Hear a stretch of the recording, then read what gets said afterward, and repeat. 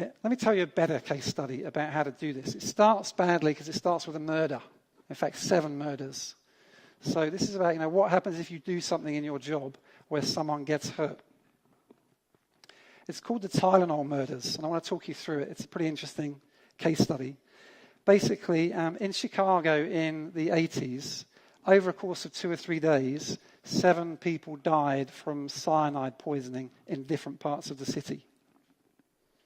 The police quickly realized that they were connected through contaminated Tylenol pills, which is the #1 painkiller, equivalent of Panadol.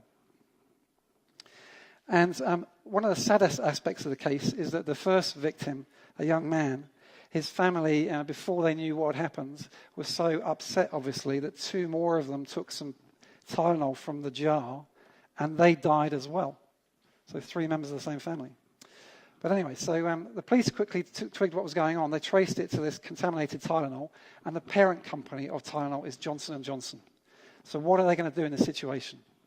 They actually recalled every single Tylenol product from the whole of the US at a cost of hundreds of millions of dollars, which was way beyond their corporate responsibility, and their regulatory responsibility was just have been to recall that particular type of Tylenol in Chicago.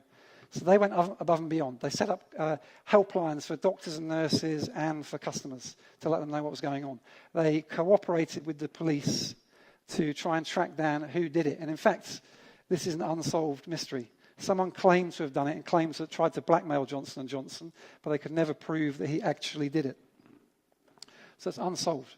And I think what was going on there, that underpinning the way Johnson & Johnson made decisions, is something called their credo. And what their credo is about is, back in the 50s, the then managing director of Johnson & Johnson wrote down what he perceived to be the responsibilities of Johnson & Johnson. So when we talk about corporate values, and we normally do it in 5 words, he actually wrote out quite a long piece, which I've summarized here. Our first responsibility is to the doctors and nurses, to the mums and dads who use our products. Then it is to our employees. Then it is to the communities. And finally, it is to the stockholders. So when they're in the middle of that massive crisis, they were able to use this credo and these values as a guiding light. And of course, what happened ultimately, for those who know this case study, is that their share overnight went from 35% to 8%. But within a year, it bounced back to 29%, and they actually achieved top spot again. And their corporate brand reputation went up. People realized, I can trust Johnson & Johnson to do the right thing. So they had done the opposite of Hoover, which was to think and use their values in decision-making and to think long-term, not short-term tactical decisions.